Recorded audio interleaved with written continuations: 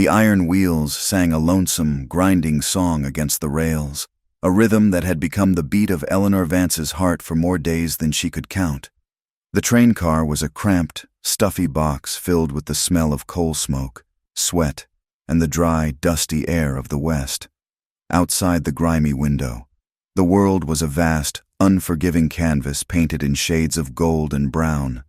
An ocean of dry grass, bleached by the sun, stretched to a horizon that never seemed to get any closer.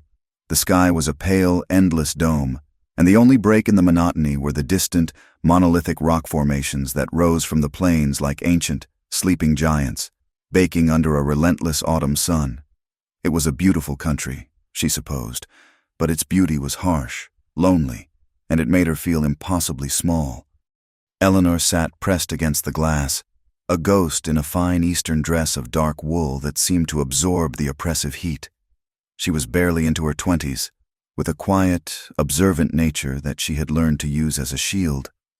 It masked a well of anxiety so deep it felt bottomless, and a history of pain she was trying to outrun with every mile the train covered. Her gloved hands were clasped so tightly in her lap that her knuckles showed white through the soft kid leather.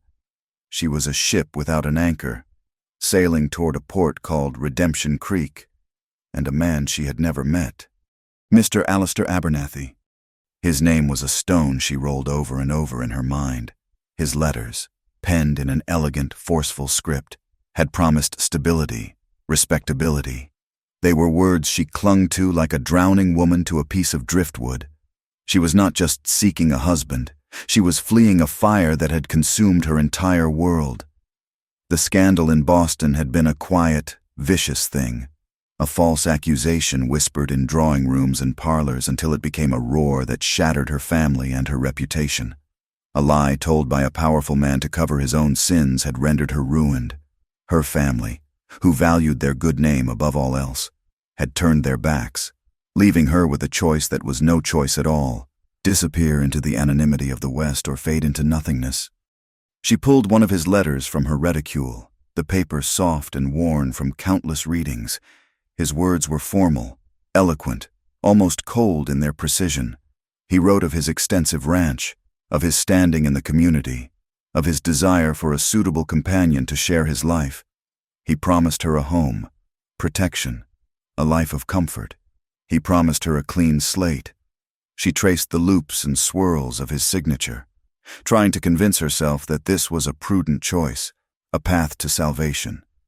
She prayed it was not just another cage, this one with gilded bars. The rhythmic clatter of the train, the lullaby of her journey, was suddenly shattered. A man's shout, thin and desperate against the vastness, pierced the air, followed by the terrifying screech of iron grinding against iron. The train lurched to a violent, shuddering halt, throwing passengers from their seats like rag dolls. A woman screamed. A child began to cry. Panic, thick and sour, erupted in the car. Eleanor's heart hammered against her ribs as she scrambled to look out the window, her carefully constructed composure undone in an instant. There, in the middle of nowhere, a lone figure on a powerful roan horse had blocked the tracks. He was not a bandit, not in the way the penny dreadfuls described them. He wore no mask, brandished no weapon for robbery. He was a man in his late 20s, his clothes worn and layered with the dust of a long, hard ride. His face, etched with lines of exhaustion and a grief so profound it seemed to have been carved into his very bones, was turned up toward the train. His features were rugged, shaped by sun and hard labor, but it was his eyes that held her captive. Even from this distance, she could see them burn with a desperate, raw intensity. He looked like a man standing on the edge of a cliff, about to fall. He raised a hand, not in threat, but in a plea. "The mail-order bride," he bellowed, his voice raw with an urgency that cut through the chaotic murmurs inside the car. "The bride for Redemption Creek. I need to speak with her." The train's conductor, a portly man with an officious manner and a face flushed with indignation, swung down from the forward car. He marched toward the horseman, his chest puffed out. "What is the meaning of this? You will move that animal this instant. or I will have the United States Marshals on you before sundown. You are interfering with the railroad, sir." The man on the horse, Caleb Holt, seemed to shrink for a moment under the conductor's tirade, but his resolve did not break. He swung down from the saddle, his movements stiff with fatigue. "Please," he said, and his voice cracked, the sound of a man broken. "My wife, she died a month ago, giving birth." The words fell into the sudden, stunned silence. Caleb fumbled inside his worn coat and pulled out a crumpled piece of paper, holding it out as if it were a holy relic. "A telegram. I arranged for a woman, through an agency in St. Louis. She was supposed to be on this train, to help with the babies." He swallowed hard, his Adam's apple bobbing in his throat. "Twins.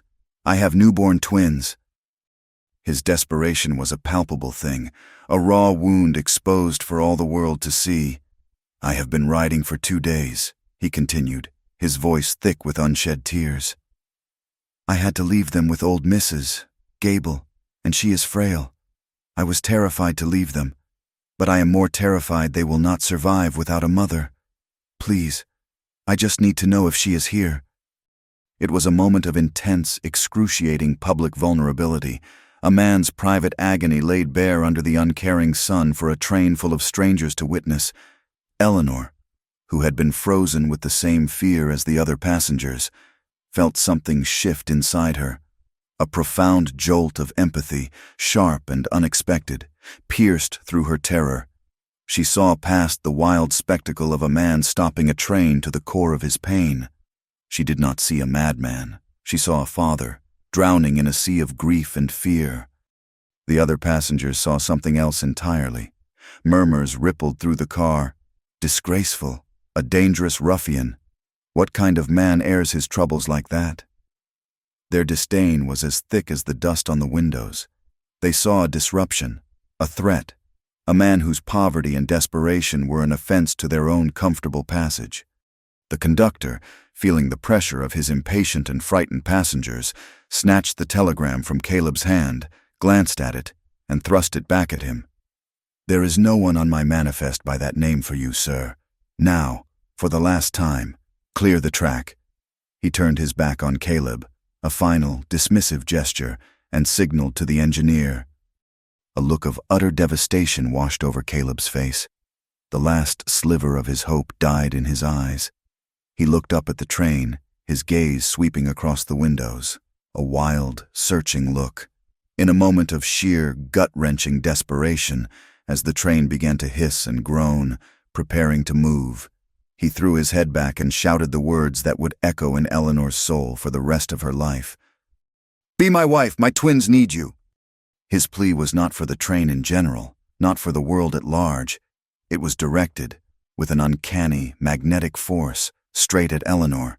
He had seen her face in the window, a pale oval of a woman with dark, startled eyes, and in his desperate mind, she became the one he was waiting for, the one whose name, the telegram had said, was also Eleanor. For a fleeting, impossible second, their eyes locked. In that gaze, a current passed between them, an instantaneous and electric recognition. Two desperate souls, each trapped in their own private hell, saw the reflection of their own desolation in the other. The raw, unvarnished humanity of his plea stole the air from Eleanor's lungs. It stood in such stark contrast to the cold, proper transactional words in Mr. Abernathy's letters. One was a business proposal, the other was a cry from the depths of a man's soul. The train jolted forward, breaking the connection. It picked up speed, the rhythmic clatter returning, leaving Caleb Holt standing alone on the vast plains. He became a defeated silhouette against the sinking sun, a small, solitary figure swallowed by the immense, indifferent landscape. The incident left the passengers chattering and shaken, but for Eleanor, it was profoundly unsettling. It was as if a crack had formed in the fragile veneer of control she had so carefully constructed around her life. The cowboy's desperate cry for help echoed in her mind, a stark, visceral reminder of the raw, unpredictable nature of the world she was about to enter, and it planted a small, sharp seed of doubt about the sterile safety promised in Alistair Abernathy's letters. An hour later, the train finally wheezed into the station at Redemption Creek. The town was little more than a collection of dusty, wood-fronted buildings huddled together against the vast emptiness. As if for warmth, it was stark and primitive, a place that felt temporary, as though the wind could one day decide to blow it all away. A biting wind did indeed sweep down the main street, carrying with it the scent of dust and sagebrush and the chill of the coming evening.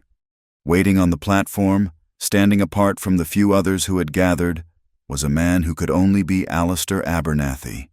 He was impeccably dressed in a tailored black coat and polished boots, a stark figure of civilization against the rough-hewn backdrop of the town. He was handsome, but in a severe, controlled way, with a sharp jaw and cool, assessing eyes.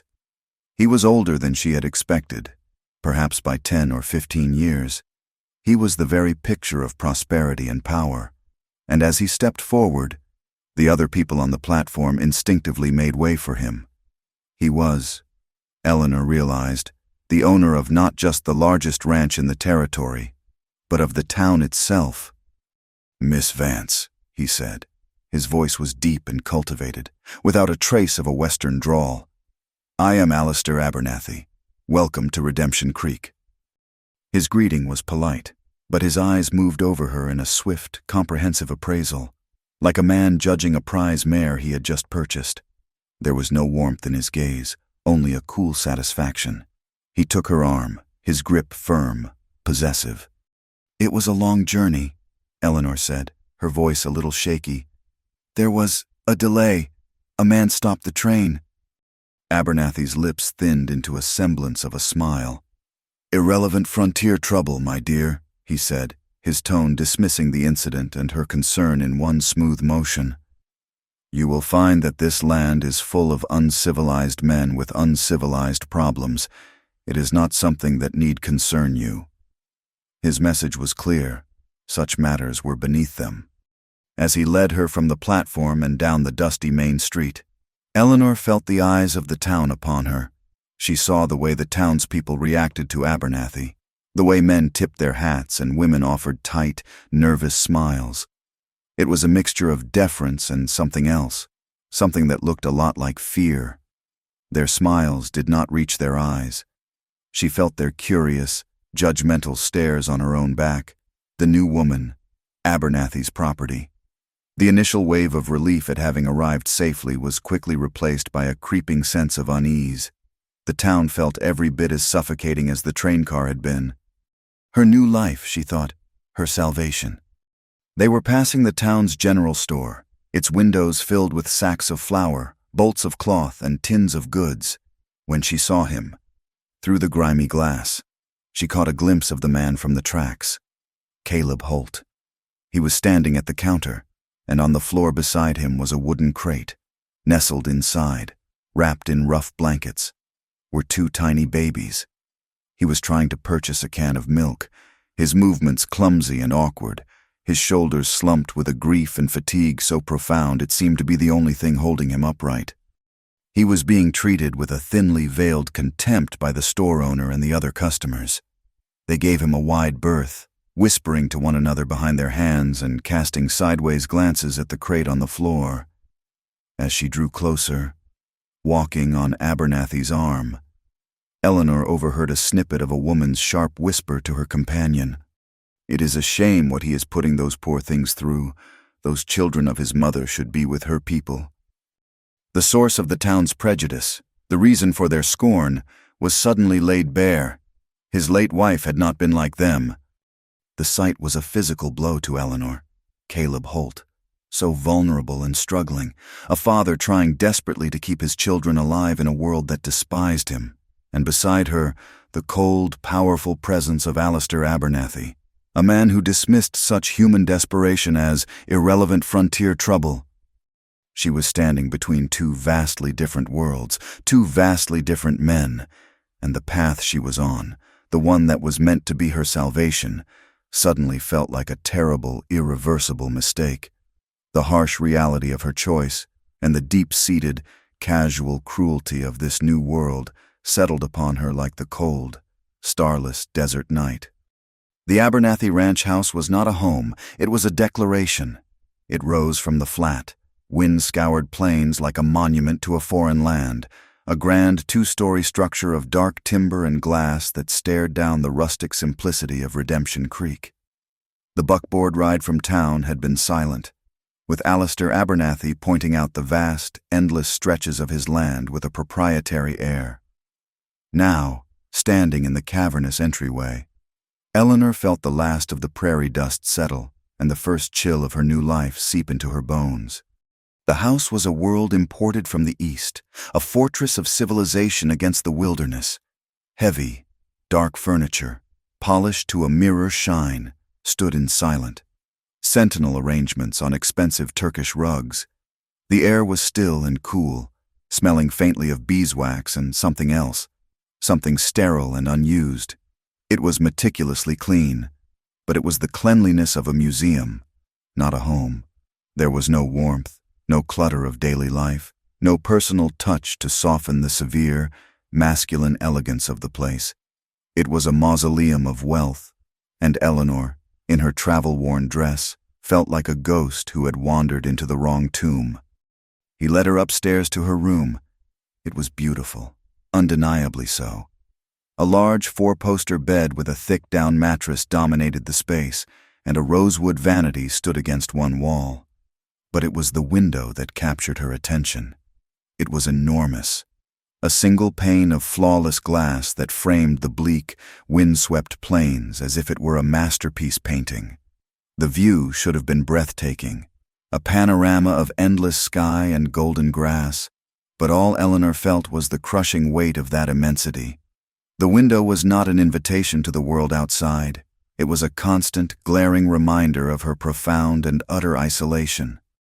In the days that followed, Abernathy presented her with gifts.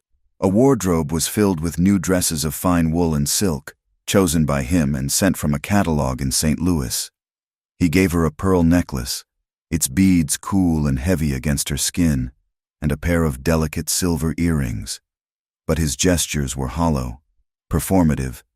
He would watch her as she unwrapped a gift, his eyes holding a cool satisfaction, the look of a man admiring a new acquisition. His kindness was not a bridge between them, it was a chain, each expensive link another reminder of her dependence, of his ownership. The initial days bled into a week, then two, each one a lesson in quiet observation and growing dread. Alistair Abernathy was a man of rigid routines and 1,000 unspoken rules. At precisely 7 in the morning, a silent, grim-faced housekeeper named Mrs. Gable would bring her a cup of tea. Breakfast was at 8, dinner at 6, in public, in the few times he took her to the small church or on a formal visit in town. He was the model of charm, a pillar of the community. His hand would rest gently on the small of her back. His voice would be solicitous and warm. But in the echoing privacy of the great house, his true nature revealed itself in 1,000 subtle cruelties. "Sit up straight, Eleanor," he would say at dinner, his voice never rising, yet carrying the sharp edge of a whip. A lady's posture is a reflection of her character. He would correct her speech, chiding her for using a word he deemed too plain, too common. He would criticize her choice of a book or a piece of needlework, always in a way that was designed to gently, methodically undermine her confidence, to make her question her own judgment. There was a chilling, terrifying lack of emotional intimacy between them. He never asked about her past, about her family, about the girl she had been before she stepped onto that train. He treated her as an object, a beautiful addition to his estate, something to be polished and displayed and kept under glass. She felt a constant, low-level fear, a cold knot in the pit of her stomach that never fully loosened. It was a fear that settled deep in your bones, the kind that came from living with a man whose moods were a placid, unreadable surface over a dark, unknowable depth. The psychological abuse was insidious, a slow, patient poison that left no visible marks but was steadily eroding her sense of self. The vast, empty house, with its fine furniture and expensive gifts, had become her gilded cage. During the long, silent afternoons, when Abernathy was out overseeing his vast ranching empire, Eleanor's past would return to her in tormented, vivid flashes. The scandal in Boston was a wound that refused to heal. She would see the face of Mr. Albright, the cruel, lecherous son of the wealthy, elderly woman for whom she had been a companion. She remembered the clammy touch of his hand on her arm, the sour smell of whiskey on his breath as he cornered her in the library, his advances becoming more insistent, more threatening with each passing week. She had been so young, so naive, so terrified of losing her position. When she had finally, firmly rebuffed him, his face had twisted into a mask of wounded pride and malice. The next day, a valuable diamond brooch belonging to his mother went missing. He had not hesitated. He accused her, his voice ringing with false indignation, suggesting that her indecent character was proof enough of her guilt. He had spun a web of lies, painting her as a thief and a woman of loose morals to cover his own shameful actions.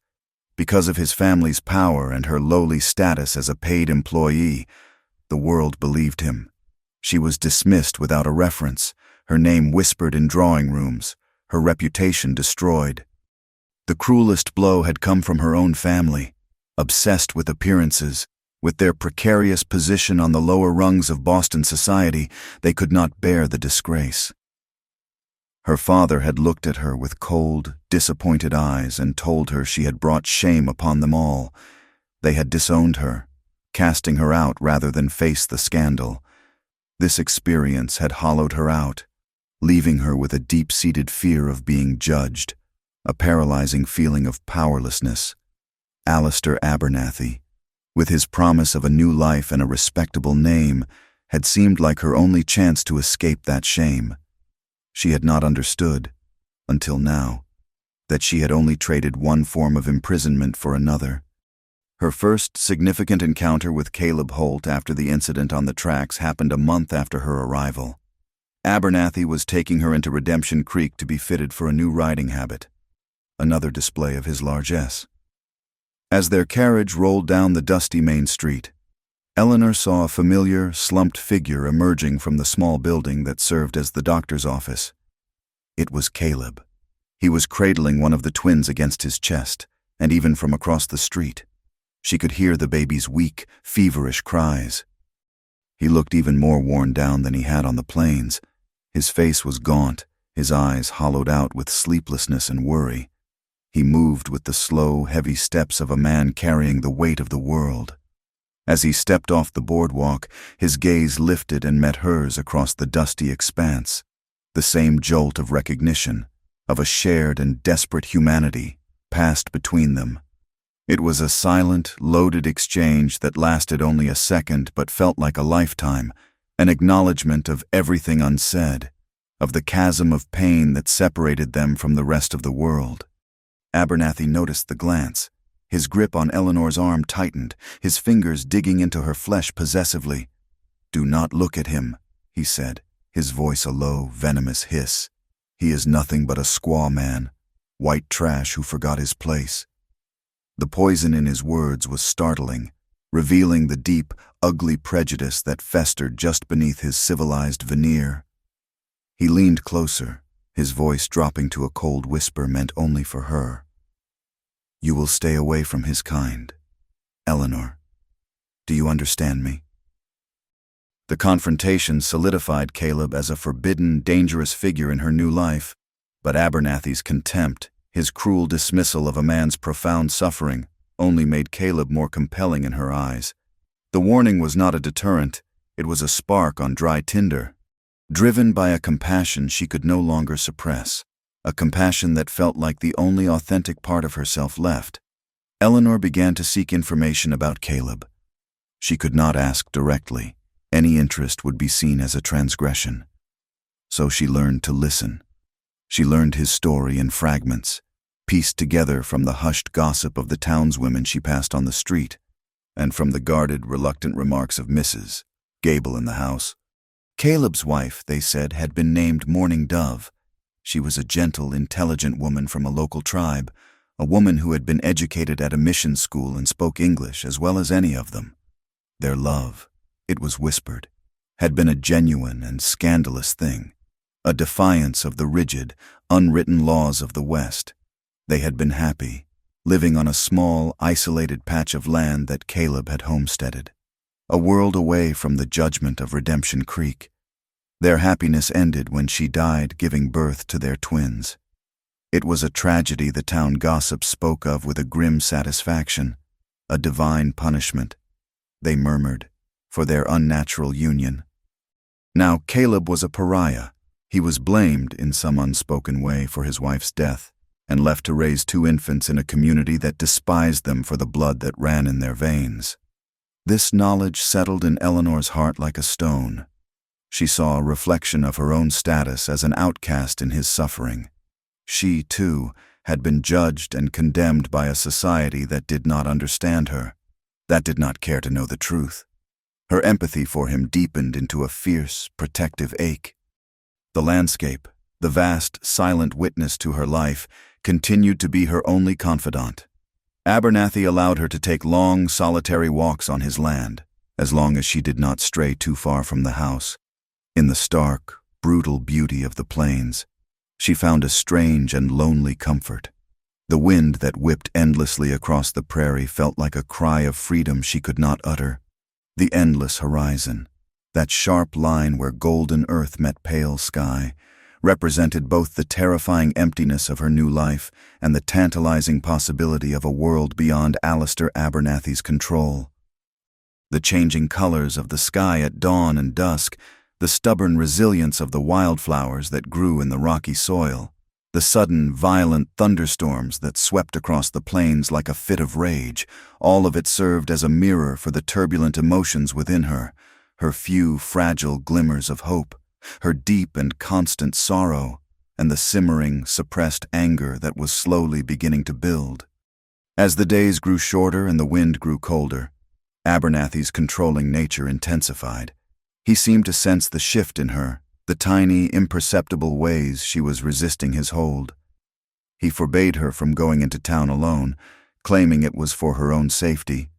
Any mail that arrived for her, he would open and read first, handing it to her with a cool smile, saying he was simply ensuring she was not being troubled by any lingering unpleasantness from her past. He wanted to isolate her completely, to sever every tie to the outside world, to make her entirely and utterly dependent on him. The breaking point came on a cold November evening. A fire crackled in the hearth of the grand, silent living room.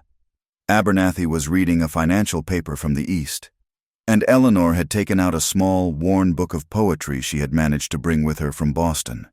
It was her last connection to the girl she had been, a girl who loved words and dreamed of a life filled with beauty.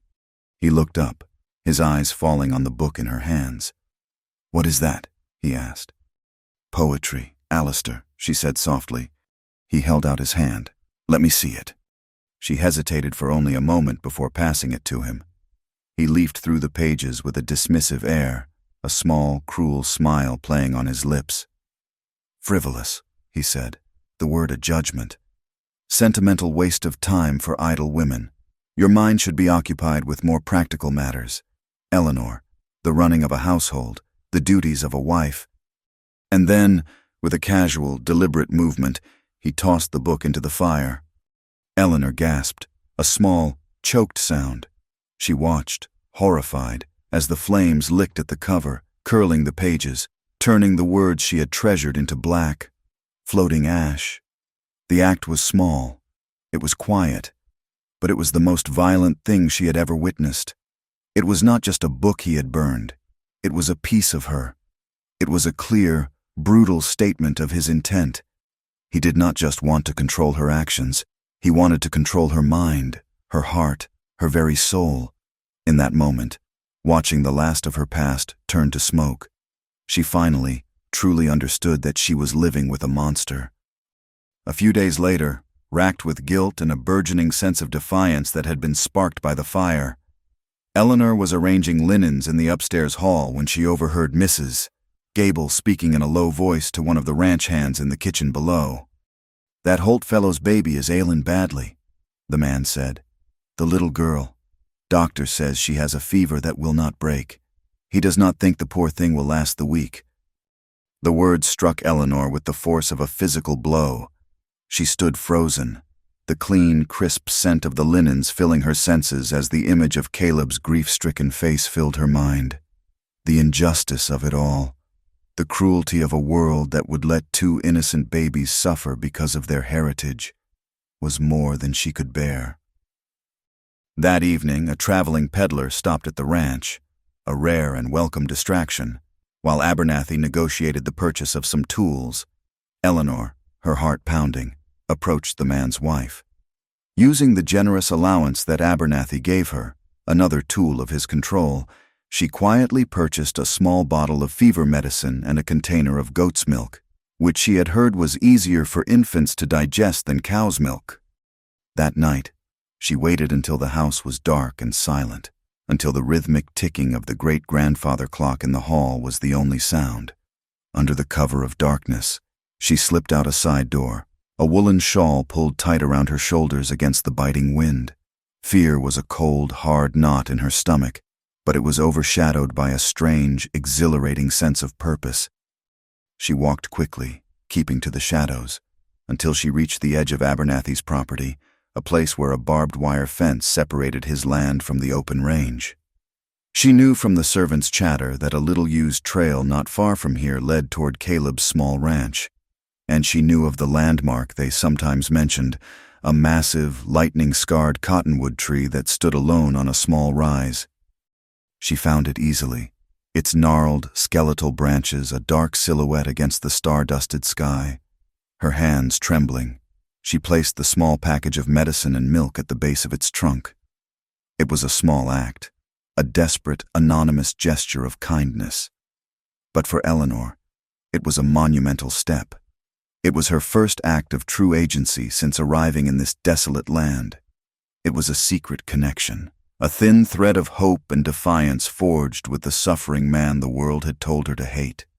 As she hurried back to the cold, silent house, her heart pounded with a frantic, unfamiliar rhythm, a drumbeat of both terror and a strange, wild hope. She was no longer just a victim of her circumstances. She had made a choice, and she knew, with a certainty that both thrilled and terrified her, that nothing would ever be the same. Caleb Holt was on his knees in the dirt beside a freshly dug grave, a grave so small it broke the heart to look at it. He was not burying a child. Not yet, but he was burying his hope. Inside the cramped, dusty cabin, his daughter, Sarah, was burning with a fever that had refused to yield for 3 days. Her cries had weakened into pathetic, shallow gasps for air. Her brother, Luke, slept fitfully in his own basket, as if sensing the encroaching shadow. Caleb had done everything he knew. He had bathed her in cool water, tried to force droplets of tea between her cracked lips, and prayed to a God he was no longer sure was listening. He was at his breaking point, a man hollowed out by grief and now being consumed by a terrifying, helpless despair. He had ridden out from his cabin in the pre-dawn chill, not sure where he was going, only knowing he could not stand to watch his daughter die. He found himself standing before the lightning-scarred cottonwood tree, the place he had come to think of as a monument to his failure on the day the train had passed. He leaned his forehead against the rough bark, the fight finally leaving him. And then he saw it. Tucked into a hollow at the base of the trunk was a small, cloth-wrapped package. His first thought was that his exhausted mind was playing tricks on him. He knelt, his hands trembling as he reached for it. Inside, he found a small, dark bottle of fever medicine from a proper apothecary, and a larger bottle filled with the rich, white gleam of goat's milk. For a long moment, Caleb could only stare. It felt like a miracle, a direct answer to a prayer he had not even had the strength to utter. He had no idea where it had come from, who could have left it. It was a sign from the heavens, a single, impossible candle lit in his suffocating darkness. It was hope. He ran back to the cabin, his heart hammering with a strength he had not felt in weeks. He carefully measured a dose of the medicine and, drop by precious drop, managed to get it into Sarah's mouth. He warmed the milk and was able to coax her into taking a little from a strip of clean cloth. This anonymous act of kindness, this message in a bottle on a vast and empty sea, became his lifeline. Over the next day, the medicine did its work. Sarah's fever broke. The nourishing milk seemed to soothe the fire in her belly, and her cries, though still weak, regained a spark of life. Caleb was pulled back from the edge of utter despair, his grief held at bay by a profound and overwhelming gratitude. He became consumed with a single, burning question. Who was his secret benefactor? Who was his guardian angel? Back in her gilded cage, Eleanor lived with the constant, thrumming fear of her secret being discovered. Every time Alistair Abernathy looked at her for a moment too long, her blood ran cold. Every unexpected question felt like an interrogation.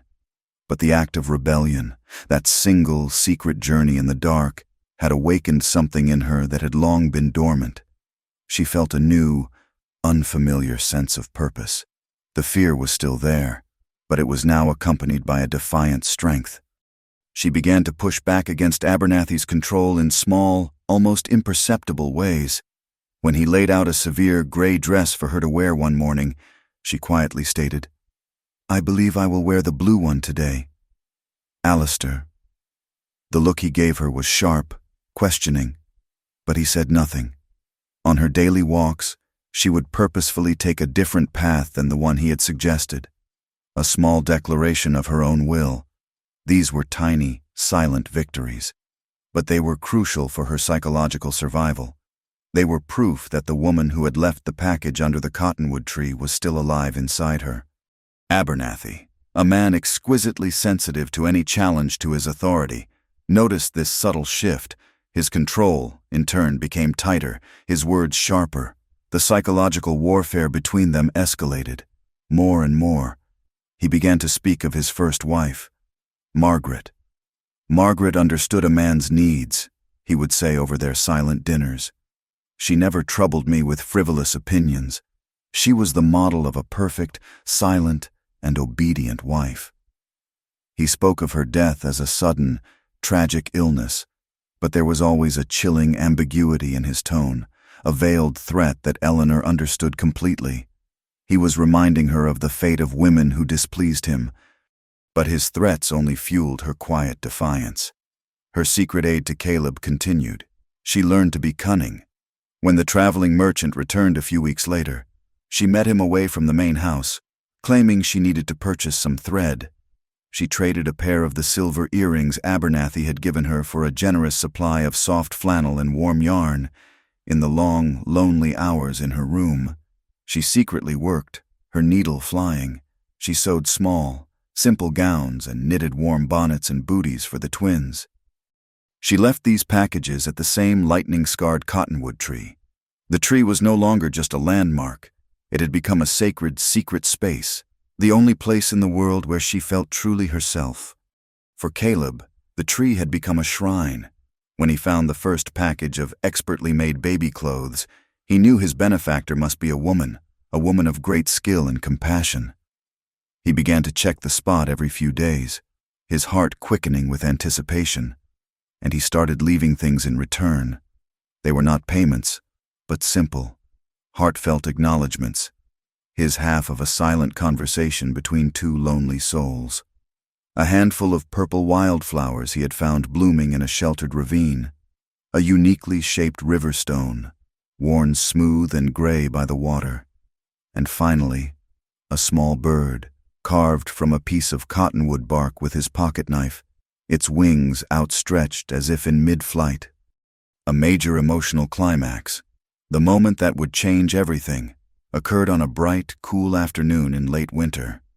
Eleanor was out for her walk, but she had strayed further than usual, drawn by the distant, musical sound of a creek she had never seen before. She followed the sound through a small grove of aspens and emerged into a clearing. And there he was. Caleb Holt was kneeling by the creek, allowing his horse to drink.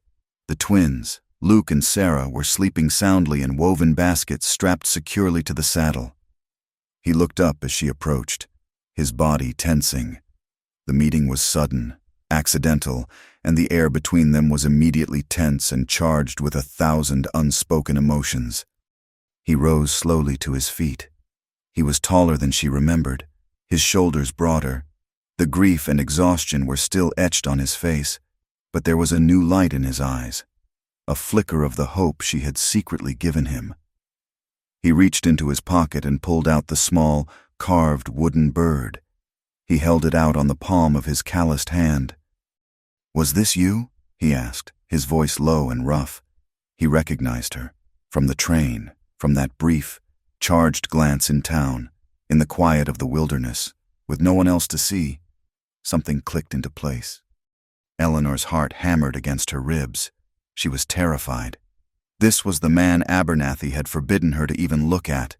But standing here, seeing the raw gratitude and gentle curiosity in his eyes, she could not lie. She gave a small, almost imperceptible nod. The tension in Caleb's shoulders seemed to melt away. He took a step closer, away from the prying eyes of the town, away from the oppressive, invisible presence of Abernathy. They were finally able to speak freely. "I do not know how to thank you," he said, his voice thick with an emotion that left her breathless. "My Sarah, she would not have made it. You saved her life." "I only did what anyone would have done," she whispered, though she knew it was not true.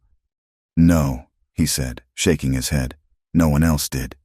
He looked down at the sleeping infants, his expression a mixture of fierce love and profound sorrow. "My wife, Mourning Dove," he said, the name a soft prayer on his lips. "She would have loved you for this. She was like the wildflowers you left, strong and beautiful in a place where most people do not think to look."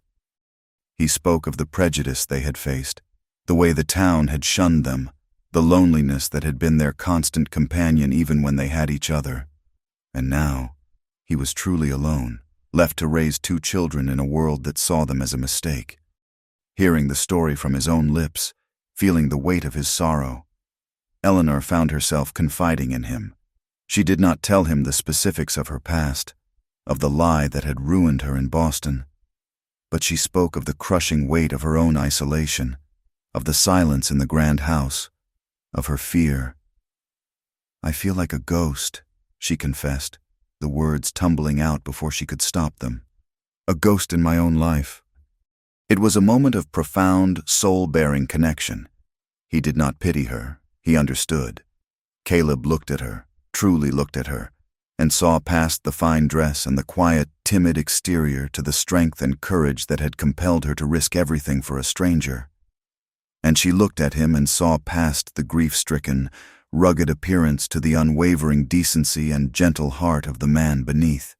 The intense desire that had been simmering beneath the surface, the spark that had first ignited through a train window, finally caught fire. It was not just a physical attraction, but a deep, spiritual longing for the solace, the recognition, the sense of being truly seen that they found in each other's presence. But their fragile moment of connection was a dangerous secret in a world controlled by Alistair Abernathy. His suspicion had been growing for weeks. He had noticed the change in Eleanor's mood, the new, resilient light in her eyes, a light he knew was not for him. His jealousy and paranoia began to fester into a quiet, cold rage. He started following her on her walks, keeping his distance, watching. He never caught her with Caleb, but he found the evidence of her secret life. He discovered her tracks leading to the lightning-scarred cottonwood tree. One afternoon, after she returned to the house, he found a single, purple wildflower lying on the floor of the entryway, where it must have fallen from her pocket. His abuse, once purely psychological, began to take on a physical edge. It started with a grip on her arm that was too tight, leaving faint bruises in the shape of his fingers. One evening, when she disagreed with him on some trivial matter, he shoved her, a sharp, sudden movement disguised as a playful gesture, but with a force that sent her stumbling into a chair. He wanted to break her spirit. He wanted to extinguish the light he saw growing within her, the light he knew someone else had lit. The tragedy deepened when he orchestrated an act of cruelty so calculated and vicious it took her breath away. Abernathy knew, as everyone in the territory knew, that Caleb Holt's small ranch was arid and dry, his survival, and that of his few livestock, depended entirely on a small, year-round spring that bubbled up from a piece of unclaimed land adjacent to Caleb's property. Using his wealth, his influence, and a team of lawyers from the territorial capital, Abernathy legally and swiftly purchased the tract of land containing the spring. He did it under the guise of expanding his holdings, but he made sure Eleanor knew the real reason. A week later, over dinner, he casually mentioned the acquisition. "It seems the squatter Holt will have some difficulty watering his cattle now," he said, dabbing his lips with a linen napkin, his eyes fixed on her face, watching for her reaction. "I imagine he will be starved out before the first snow. He will be forced to leave the territory. It is for the best, really, ridding the community of such an undesirable element." The news was devastating. For Caleb, it was a death sentence, a blow that would push him and his children to the brink of ruin. For Eleanor, it was a horrifying revelation. She saw Abernathy's true nature, stripped of all its civilized pretense. He was not just a controlling man, he was a monster, capable of a deliberate, vicious cruelty that chilled her to the bone. The part ended with Eleanor standing at her bedroom window, the same window that had once seemed a symbol of her isolation. Now, it was a porthole onto a battlefield. In the distance, in the fading light of dusk, she could see the dust kicked up by Abernathy's men as they worked, their hammers ringing out in the cold air as they drove posts into the ground, fencing off the spring, fencing off Caleb's only source of life. She felt complicit. She understood, with a sickening certainty, that her small acts of kindness, her secret rebellion, had inadvertently brought this catastrophe down upon Caleb. The weight of this guilt was a crushing, physical force. The glimmers of hope that had been born during her meeting at the creek were now completely overshadowed by the looming specter of a much darker, more dangerous conflict. She knew she was standing at a precipice. She could submit, let her spirit be broken, and watch from this window as a good man was destroyed, or she could find the courage to fight back, not just for herself, but for the man and the two small children she had come to care for so deeply. The consequences of Alistair Abernathy's cruelty were as immediate and brutal as a winter blizzard. For Caleb Holt, the landscape, which had always been a harsh but honest partner in his life, became a relentless enemy. The new fence, its posts stark and raw against the golden grass, was a declaration of war, and the spring it guarded was the first casualty. Life, which had been a desperate struggle, now became a near impossible ordeal. The nearest reliable water was the Redemption River, a muddy, sluggish ribbon of life 3 miles to the south. Every other day, Caleb was forced to leave the twins, his heart a cold stone of fear in his chest, and make the long, arduous journey. He would load 2 large, battered buckets onto a wooden yoke across his shoulders and trudge across the unforgiving prairie. The trip back was a slow, torturous agony, the yoke cutting into his shoulders, his muscles screaming with every step as he fought not to spill a single, precious drop. His hands, already calloused from a life of hard labor, became a raw, blistered mess. His face, already thin with grief, grew gaunt with a bone-deep fatigue. He was a man running on the fumes of sheer determination. His small herd of cattle, the last tangible piece of his and Mourning Dove's dream, began to sicken. Their ribs showed through their hides. Their heads hung low as they stood listlessly in the dry pasture, their mournful lowing a constant, accusing sound. The specter of failure, of starvation, was no longer a distant shadow on the horizon. It was a constant, suffocating presence in his small, lonely cabin, miles away, in the opulent silence of the Abernathy mansion. Eleanor was tormented by a guilt so profound it was a physical sickness. She felt the weight of Caleb's yoke on her own shoulders, the burn of his blisters on her own hands. Abernathy, with his exquisite sense of cruelty, reveled in his victory. He would make casual, pointed remarks at dinner, his voice smooth as polished stone. "I passed by the Holt place today," he would say, carefully cutting his steak. "The man's cattle look rather peaked. I doubt they will last the month."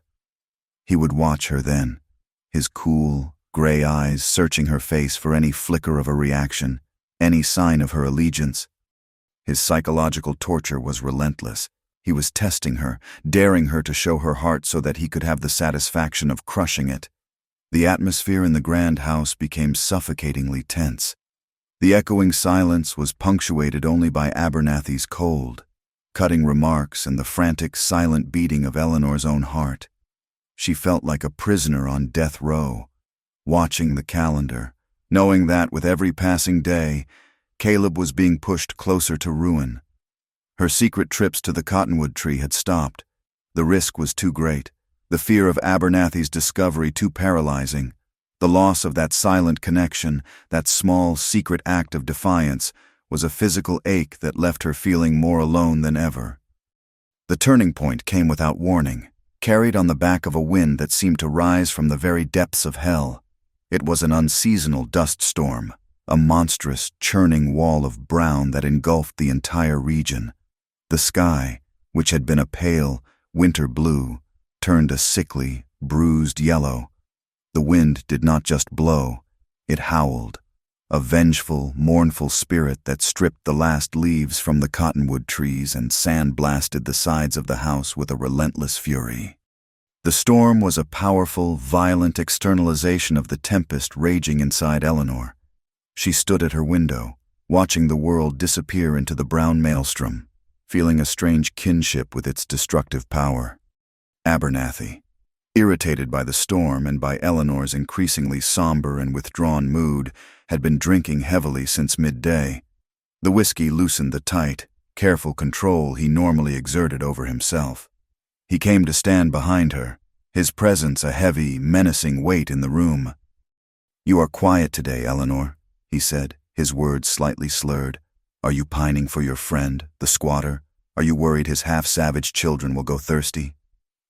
The undisguised venom in his voice made her flinch. She turned from the window to face him. "He is a man in trouble. Alistair, what you did was cruel." His cold facade, which had shown cracks before, now shattered completely. A dark, obsessive rage, terrifying in its suddenness, contorted his handsome features. "Cruel," he spat, his voice no longer smooth and cultivated, but rough and ugly. "I was protecting my investment, protecting you from the filth that inhabits this land." He grabbed her by the shoulders, his fingers digging in like talons. He shook her, his face inches from hers, his breath hot with whiskey and hate. "Do you think I am a fool?" he snarled. "Do you think I did not have you investigated before I sent for you? I know all about you. Miss Vance, I know about Boston.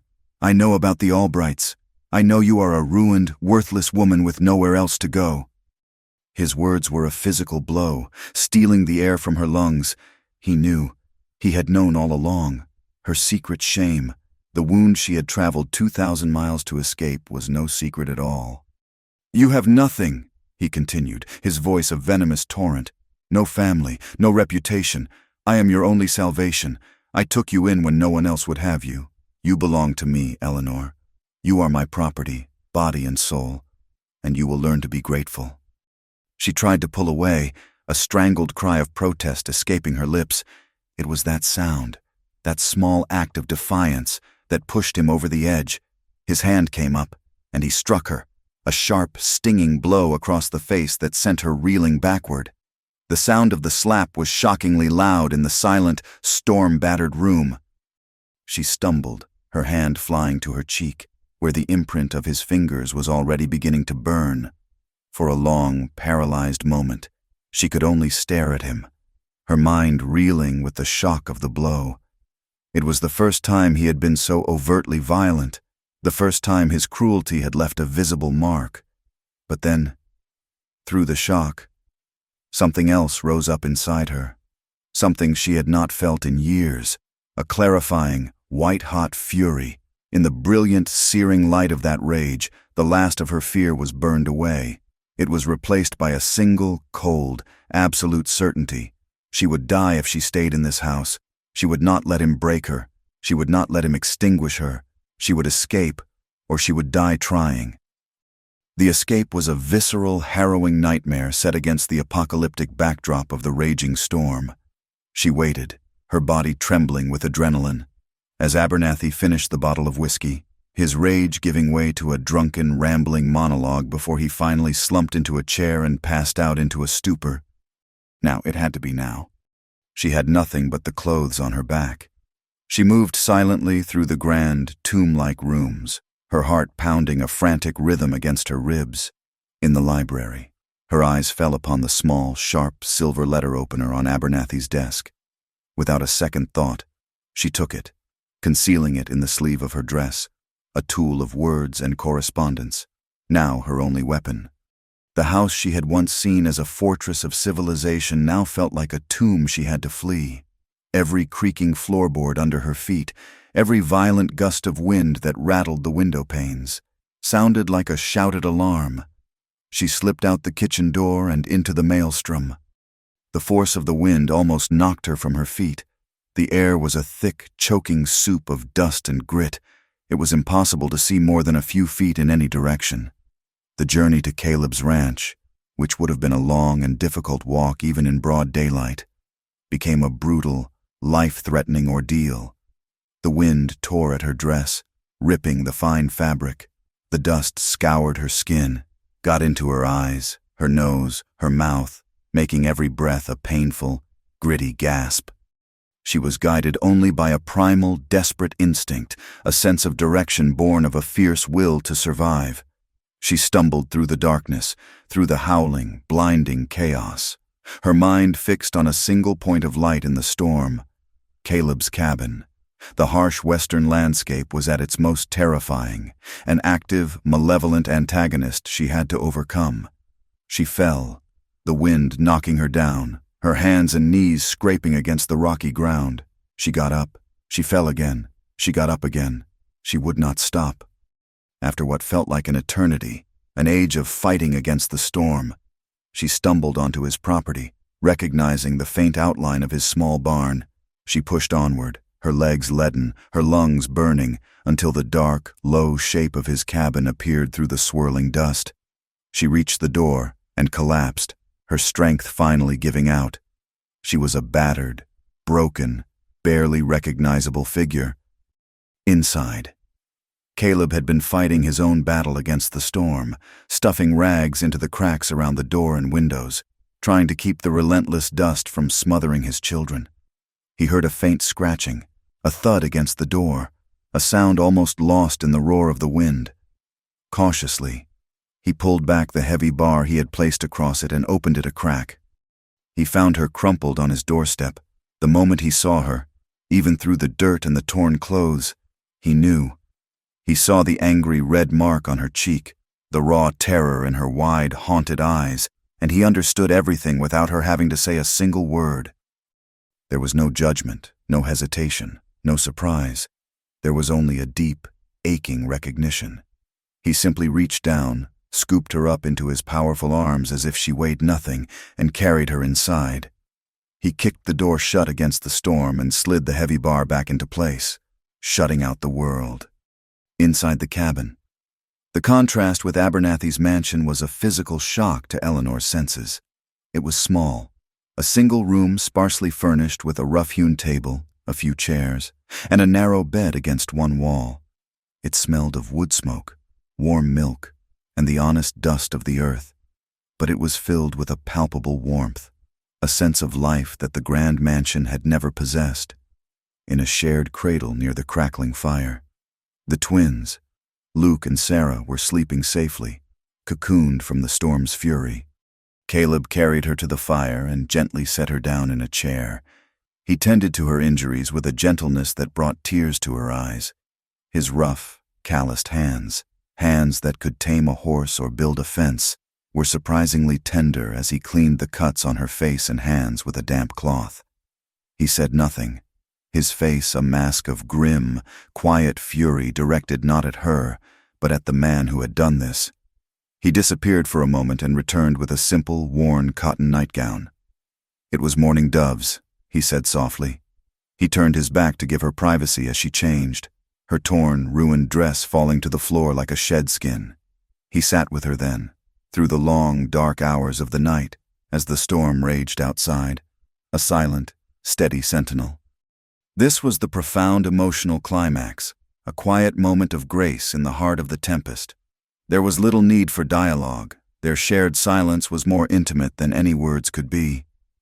In the safety of the small cabin, surrounded by the storm's fury, Eleanor finally broke down. The carefully constructed walls she had built around her heart crumbled, and she released all the pent-up fear, the shame of Boston, the despair of her life with Abernathy, in a torrent of silent, racking sobs. Caleb did not offer platitudes or easy reassurances. He simply moved his chair closer and took her hand, his large, warm grip enveloping hers. He held it, offering his steady, silent presence as an anchor in her storm. And then, in a low, quiet voice, he shared his own grief. He told her stories about Morning Dove, about her laughter, about the way she saw beauty in the harsh landscape, about their struggles, their love, and the crushing emptiness she had left behind. In the sharing of their respective tragedies, they forged an unbreakable bond. It was not just about the first sparks of romantic love, but something deeper, more elemental. They were two wounded, hunted people finding sanctuary in one another. They were survivors. The storm finally broke at dawn. The howling wind quieted to a whisper, and the world outside the small cabin window was scoured clean, the air fresh and cool. A fragile, exhausted peace settled over the land. Eleanor stood at the cabin door, the borrowed nightgown soft against her skin, and looked out at the sunrise painting the eastern sky in breathtaking shades of rose and gold. She was bruised, she was exhausted, but for the first time since leaving Boston, she felt free. She had escaped the gilded cage. But she knew, and Caleb, standing silently beside her, knew that this was not the end. The storm outside was over, but the real battle, the one with Alistair Abernathy, was just beginning. He would wake up. He would discover she was gone, and he would come for her. They had chosen to face it together. The days that followed the storm were a fragile truce with the world. The cabin, once just a refuge, became a home, a small, fiercely protected sanctuary against the vast, waiting prairie and the malice of men. In the quiet rhythm of this new life, Eleanor began to heal. The woman who had arrived in the West, a brittle shell of fear and propriety, slowly began to piece herself back together, not as she was, but as someone new, someone stronger. Life was a simple, demanding series of tasks that left no room for the ghosts of Boston or the echoing silence of Abernathy's mansion. She learned the quirks of the wood-burning stove, the way to bank the coals at night so a warm heart of embers would greet her in the morning. She learned to cook with what little they had, cornmeal, dried beans, the occasional rabbit Caleb managed to trap. She learned to mend his worn shirts, her needle and thread, once used for delicate, useless embroidery, now a tool of practical care. But it was the twins, Luke and Sarah, who truly saved her. In the beginning, she was awkward, terrified of their fragility, of her own inexperience, but Caleb was a patient, gentle teacher, showing her how to hold them, how to test the warmth of their milk against her wrist, how to swaddle them tightly against the night's chill. The initial awkwardness soon gave way to a deep, powerful, and utterly natural maternal love. Holding Luke as he slept, his tiny, perfect hand curled around her finger, she felt a sense of purpose that no respectable marriage or fine dress could ever have given her. Singing a soft, half-remembered lullaby to Sarah, feeling the baby's small, warm weight relax against her chest, she began to heal the parts of herself that had been broken and shamed. For the first time in her life, Eleanor Vance felt truly needed, not for her beauty or her obedience, not as an ornament to a powerful man's life, but for the simple, profound capacity of her heart to love and to nurture. Caleb watched this transformation with a heart so full of awe and a burgeoning love that it sometimes felt like it would break his ribs.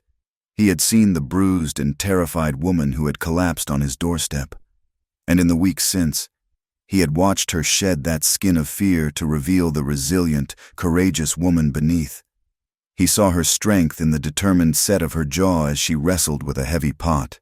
He saw it in the tireless patience with which she cared for his children, and he saw it in the clear, steady light that had returned to her eyes. Their life was incredibly hard. The water situation remained a daily, back-breaking struggle. Caleb had managed to dig a shallow well closer to the cabin, but it was unreliable, often giving up more mud than water. The trips to the river, though less frequent, were still a necessary burden. Food was scarce, and the coming winter loomed as a constant, unspoken threat. But their shared hardship did not break them. It forged them into something new. It created an intimacy so profound it needed few words. They worked side by side from sunup to sundown, their movements becoming a fluid, unspoken dance of partnership. They rebuilt the section of fence Abernathy's men had torn down, Eleanor holding the posts steady while Caleb drove them into the hard, rocky ground. They cleared a new, more direct path to the river, working together to move stones and cut away stubborn brush. They weatherproofed the cabin, mixing mud and straw with their bare hands to chink the gaps between the logs. Their shared labor was a testament to their will to survive, a silent vow that they would not be broken. The harsh landscape was no longer just a threat or a prison. It was their home, and they were fighting for it. The romantic love that had sparked between them, a fragile flame in the darkness, blossomed into a deep and passionate connection. It was a love born not of polite courtship and societal convention, but of shared trauma, mutual respect, and a raw, desperate human need. It grew in the quiet moments, the way he would touch her shoulder as he passed behind her, the way she would have a hot cup of coffee waiting for him when he came in from the cold, the shared glances across the sleeping forms of the twins that spoke volumes. The emotional climax of this quiet, desperate love came one evening after a long, exhausting day. The wind was moaning around the corners of the cabin, but inside, the fire cast a warm, flickering glow.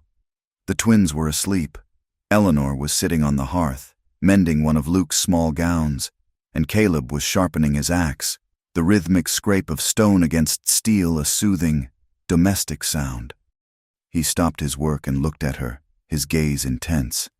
"Eleanor," he said, his voice low. He put down the axe and came to kneel before her. He gently took the sewing from her hands and set it aside. He reached up and touched the place on her cheek where Abernathy's blow had landed. The bruise was gone, but the memory remained, a shadow in her eyes. "He will never touch you again," Caleb vowed, his voice thick with a protective fury. She leaned into his touch, her eyes closing. In that moment, all the barriers, all the fears, finally fell away. This was not a man who wanted to own her, to break her, to display her. This was a man who saw her, who respected her, who would shield her with his own body.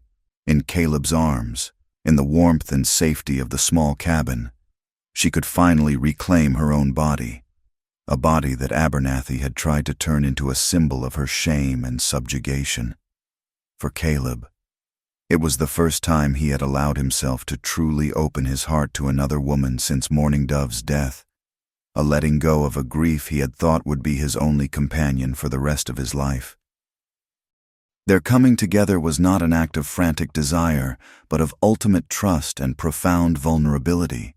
It was a quiet, tender, and deeply emotional affirmation of life in the face of so much death and despair. It was a profound act of healing, a quiet defiance of the cruel world that had tried to crush them both. They found in each other not just passion, but a sense of peace and belonging, a feeling of being finally truly home, that they had both thought was lost to them forever.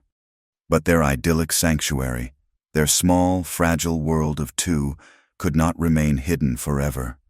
In Redemption Creek, Alistair Abernathy was consumed by a narcissistic rage that festered into a poisonous obsession, that she, a ruined woman he had rescued from obscurity, would dare to defy him, to choose a social outcast over him, was an insult his monumental ego could not endure. He launched a campaign to destroy them, using his power and influence as weapons. He did not tell the town that Eleanor had run away. That would have been an admission of his own failure. Instead, he crafted a far more sinister and effective narrative. He rode into town the day after the storm, his face a mask of distraught concern, a small, artful cut on his forehead. He told a breathless, horrified audience at the general store that the savage Caleb Holt, who had been obsessed with his bride-to-be since that day on the tracks, had ambushed them during the storm.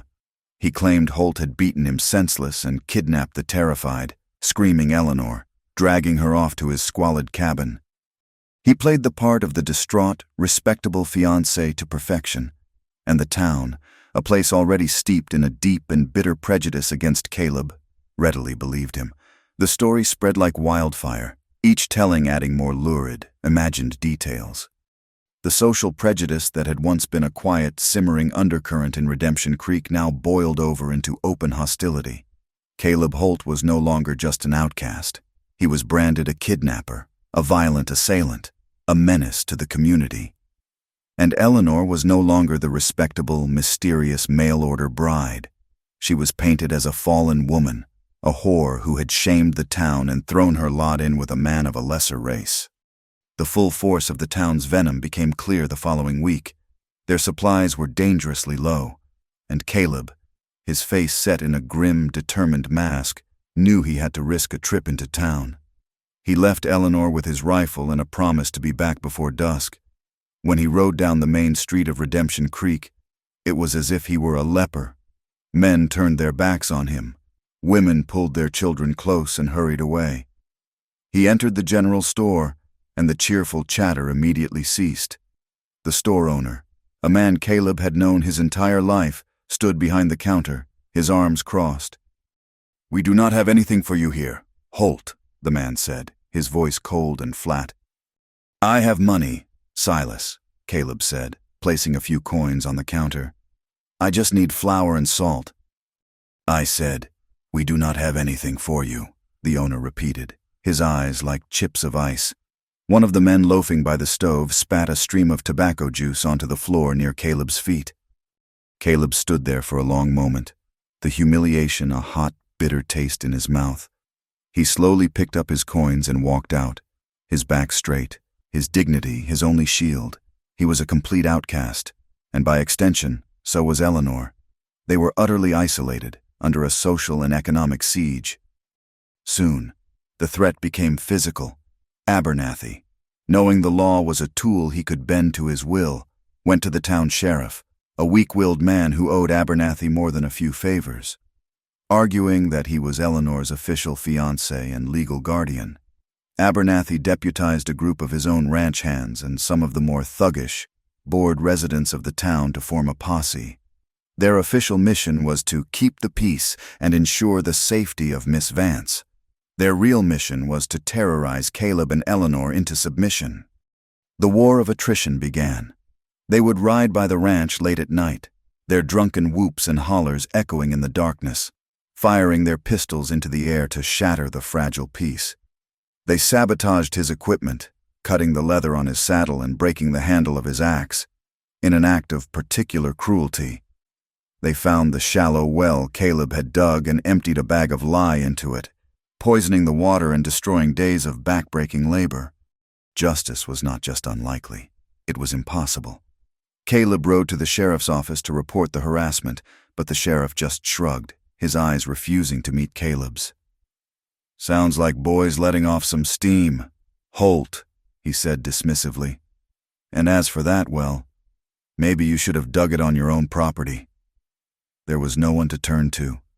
The glimmer of hope and love they had found in each other was now threatened by the encroaching darkness of a world that wanted to tear them apart. Their survival depended entirely on their own resilience, on their own two pairs of hands. Amidst this siege, on a cold, moonless night, there was a small but significant act of kindness that proved they were not entirely alone. A quiet knock came at the cabin door. Caleb grabbed the rifle, and Eleanor hurried the twins' cradle into the darkest corner of the room. Caleb opened the door a crack, the rifle ready. Standing on the doorstep, his horse a dark shape behind him, was the town doctor, a grizzled, cynical man named Doc Peabody. He carried a heavy leather bag. "Put that thing down, son," the doctor grumbled. "I am too old and tired to be shot at." He stepped inside, his eyes taking in the entire scene, the Spartan but clean room, the sleeping babies, the rifle still in Caleb's hands, and Eleanor, her face pale but resolute. He set his bag on the table. "Heard the twins were looking peaked," he said, avoiding their eyes as he pulled out a few bottles of medicine, a bag of flour, and a slab of bacon. "And I had some extra supplies." He looked at them then, his expression weary and grim. "You need to know," he said, his voice low. "Abernathy is unhinged. I have seen his kind of quiet madness before. He will not stop. Not until he has her back, or he sees you dead." He looked at Eleanor. "I treated his first wife, Margaret, on more than one occasion. For accidents. A fall down the stairs, a slip on the ice. She was a terrified woman. He is not a man to be trifled with." The doctor shook his head. "My advice to you is to run, pack up what you can and disappear further into the territories. There is nothing for you here but a grave." His visit was a brief respite, a reminder that not everyone in Redemption Creek was blind to the truth, but it was also a chilling confirmation of the mortal danger they were in. The part ended a few nights later. Caleb and Eleanor stood watch together in the dark, silent cabin, a single rifle leaning against the wall between them. Outside, the posse was circling again. Their whoops and drunken hollers were a terrifying, predatory sound on the night wind. The cabin, once a sanctuary, now felt like a fortress on the verge of being overrun. They had found love. They had built a fragile semblance of a family, but the world was closing in, its jaws tightening around them. Caleb turned to Eleanor, his face a grim mask in the faint firelight. "You should go," he said, his voice a low, rough whisper. "When they ride off, I can create a diversion at the far end of the property. It will give you a head start. You can save yourself." Eleanor. She looked at him, at this good, decent man who was willing to sacrifice himself for her. The woman who had fled Boston, the woman who had spent her life running from shame and fear, was gone. She reached out and placed her hand on his, her touch steady and sure. Her voice, when she spoke, was quiet but as solid and unyielding as the rock of the earth beneath them. "No," she said, "I will not run again." Her resolve was absolute, unwavering. "Whatever comes for us, Caleb, we will face it together." Their love, forged in desperation and tempered in hardship, was now their only armor against the coming storm. And they would stand their ground.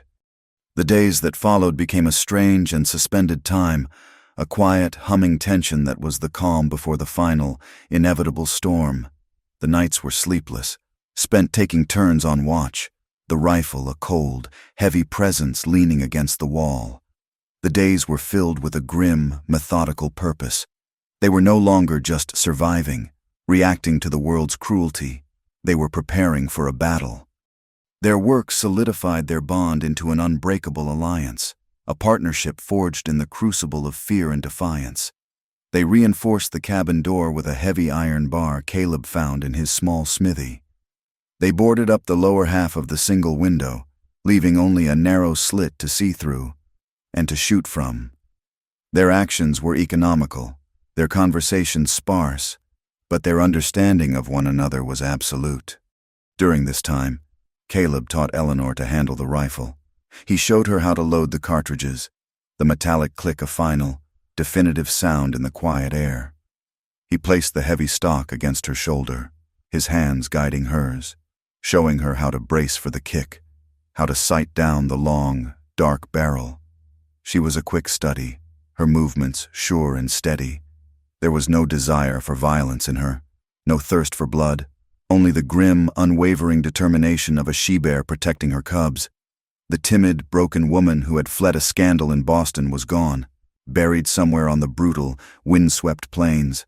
In her place stood a frontier woman, her heart filled not with fear, but with a fierce, protective love that was more powerful than any weapon.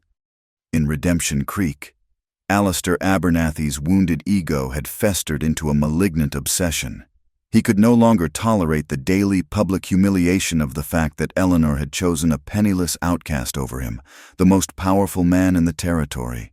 His carefully constructed world, his absolute control, had been challenged, and he was determined to end the standoff. He rallied his posse of ranch hands and town sycophants, framing his personal vendetta as a righteous mission of law and order. He stood on the steps of the sheriff's office, his voice ringing with false concern for the assembled men. "Miss Vance is a gentlewoman from the East, unaccustomed to our harsh ways," he declared. "She is being held against her will by a dangerous, unstable man. It is our duty, as civilized men, to rescue her from this deplorable situation." He brandished a piece of paper, a warrant signed and stamped by the corrupt sheriff, that gave him the legal authority to use any force necessary to retrieve his property, Eleanor. The final confrontation came at dawn. The eastern sky was just beginning to bleed with the pale, gray light of a new day when they arrived. Abernathy and his 24 men rode up in a cloud of dust, their horses fanning out to surround the small, beleaguered homestead. The jingle of harnesses and the low murmur of men's voices were the only sounds in the tense, pre-dawn silence. Abernathy moved his horse to the front. Stopping a stone's throw from the cabin, he sat tall in his expensive saddle, the picture of righteous authority. "Eleanor," he called out, his voice dripping with a false, solicitous concern that barely masked the seething rage beneath. "Eleanor, my dear, it is over. You are safe now. Come out, and I will take you away from all this." He expected her to be terrified, to see him as her only savior from the squalor she was in, to come running out, weeping and grateful.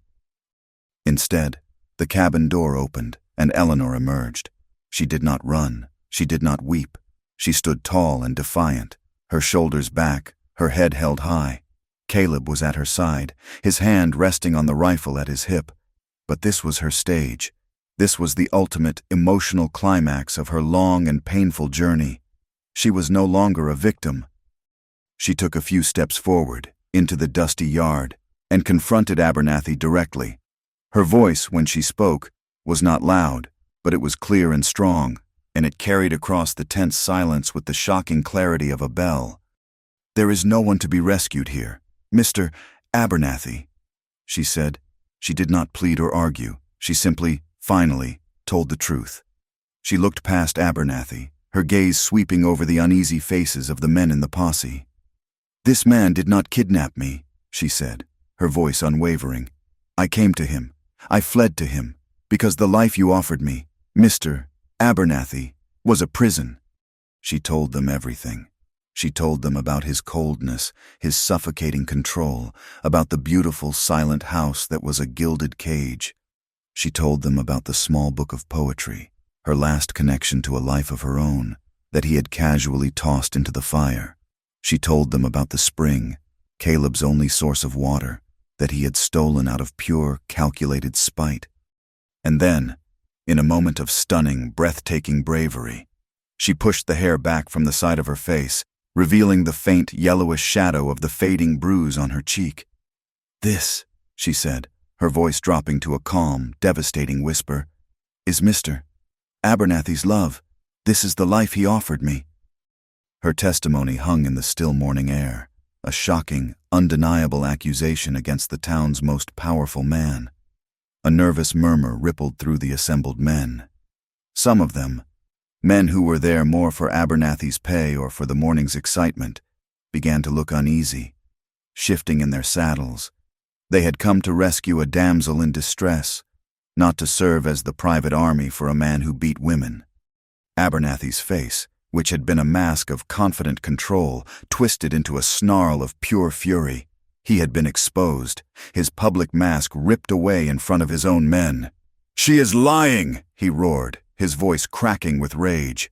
"She is a hysterical, fallen woman. He has brainwashed her with his savage ways."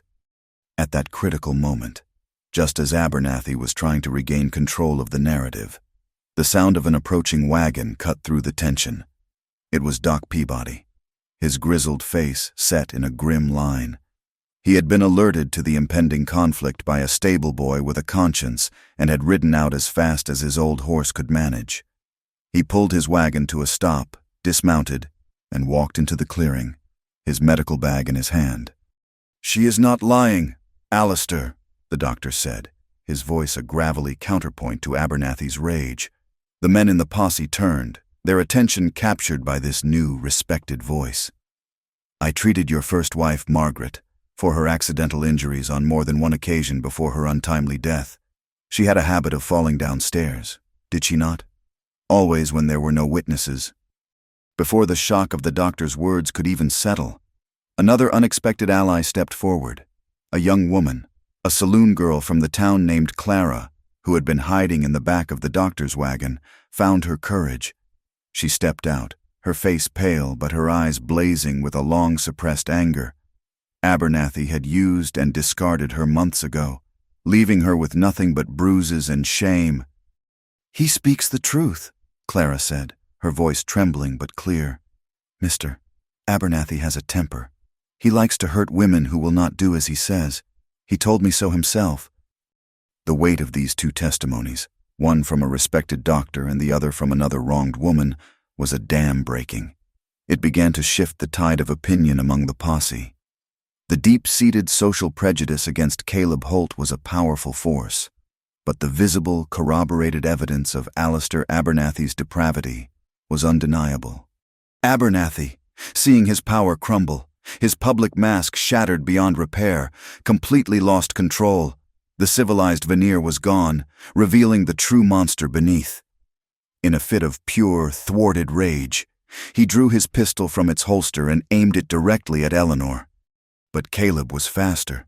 In a single, fluid motion born of love and instinct, he moved to shield her with his own body, his own rifle finally coming up. Before a shot could be fired, the town sheriff, who had been hanging back, watching to see which way the wind would blow, finally acted, realizing he had backed the wrong horse. Seeing the crowd of armed men turning against Abernathy, he was forced to intervene to save his own skin. He spurred his horse forward, grabbing Abernathy's arm and wresting the pistol from his grasp. "Alistair Abernathy," the sheriff declared, his voice loud for all to hear, "I am placing you under arrest for assault and for threatening the peace." It was a lesser charge, a convenient legal excuse that ignored the years of abuse, but it was a public downfall nonetheless. Justice, in the flawed, imperfect way of the West, was served. Abernathy, his face a mask of disbelief and sputtering rage, was led away in disgrace, his reign of terror over Redemption Creek finally broken. The aftermath was quiet and profound. The posse, no longer an army but just a group of shame-faced men, dissolved, the riders drifting away in ones and twos, unable to look Eleanor or Caleb in the eye. Eleanor and Caleb were left standing alone in the full light of the morning sun, the twins safe and sleeping soundly inside the cabin. The threat that had loomed over them for so long, the dark cloud that had defined their lives, was finally gone. They were physically and emotionally exhausted, their bodies humming with the aftermath of the confrontation, but they were free. The weeks that followed were a time of hope and new beginnings. With the help of Doc Peabody, they were able to use Abernathy's own legal tactics against him, filing a claim and obtaining legal ownership of the spring that was rightfully theirs. The town of Redemption Creek, while still wary, began to show them a grudging, distant respect. They were no longer outcasts to be feared, but survivors to be reckoned with. They were rebuilding their lives, not from the ashes of their tragic pasts, but from the strong, unshakable foundation of a love that had been tested by tragedy, prejudice, and violence, and had emerged unbreakable. With Abernathy facing trial and his assets frozen, Eleanor was legally freed from their fraudulent engagement. A traveling preacher passed through the territory a month later, and she and Caleb were married in a simple ceremony on the small, dusty patch of ground in front of their cabin. Doc Peabody and Clara were their only witnesses. Eleanor wore a simple dress she had made herself, and in her hair, she wore a single wild purple flower that Caleb had picked for her from the banks of their creek. The story concludes on a quiet evening sometime later. Eleanor and Caleb are sitting together by the fire inside their small, warm cabin. The twins, Luke and Sarah, are sleeping peacefully in a sturdy new cradle that Caleb built with his own 2 hands. He reaches over and takes her hand, his calloused thumb stroking her knuckles. There are no grand declarations, no flowery words. There is only a shared look of profound love and a deep, abiding peace. They had survived the darkness. They had found their own imperfect justice. Together, with their children, they faced the vast, wild beauty of the West, not as outcasts fleeing a hostile world, but as a family, finally and truly home. Thank you for joining us around the fire. We invite you to subscribe to our Wild West Campfire channel and share your thoughts in English in the comments below, letting us know where in the world you are listening from so we can all connect with one another.